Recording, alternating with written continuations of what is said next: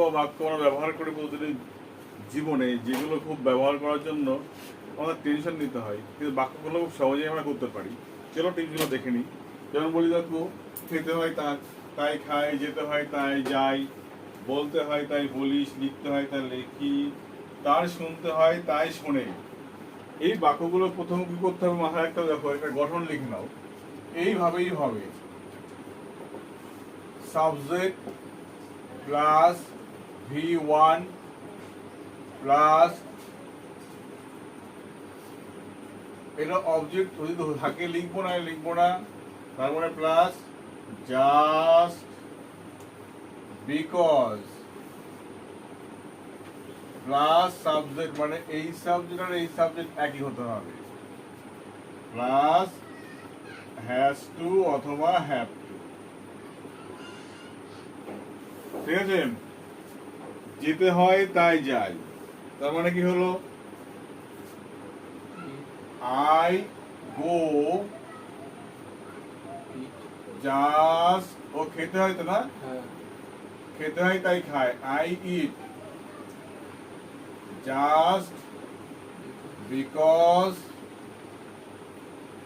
I have two. ঠিক আছে, এই ইটটা এখানে বসানোর দরকার ছিল, লিখবো না আমরা। ঠিক আছে, কি বললাম, যেতে হয় তাই যাই, I go just because I have to. বলতে হয় তাই বলি,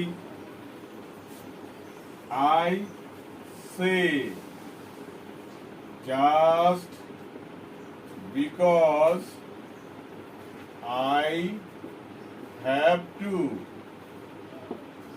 লিখতে হয় তাই লিখি, I write just because I have to. তার শুনতে হয় তাই শোনে, হি হিয়ার্স জাস্ট বিকজ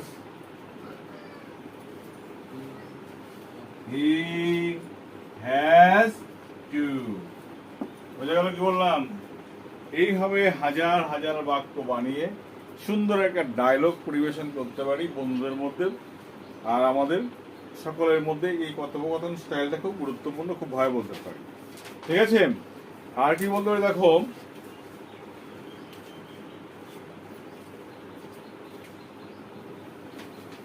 এটাকে উত্তর দেখো, এখানে V1 ING, তার সঙ্গে কি বললাম, just for the sake for, আবার V1 ING করতে পারি।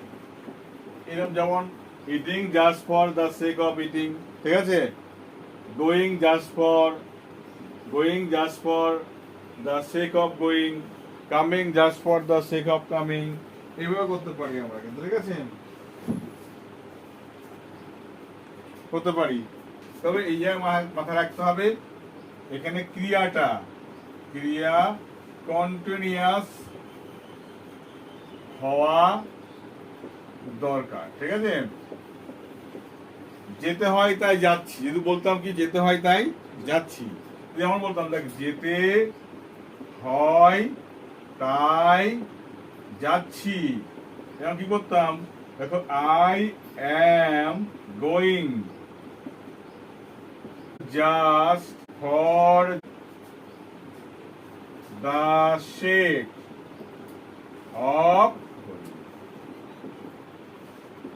বুঝলে কি বললাম, এই স্টাইলে করা যেত। তাহলে আমরা এইটা একটা স্টাইল শিখলে হবে, এই স্টাইলে শিখলে আমাদের যথেষ্ট হয়ে যাবে। ঠিক আছে, কি বললাম, ও দরকার নেই।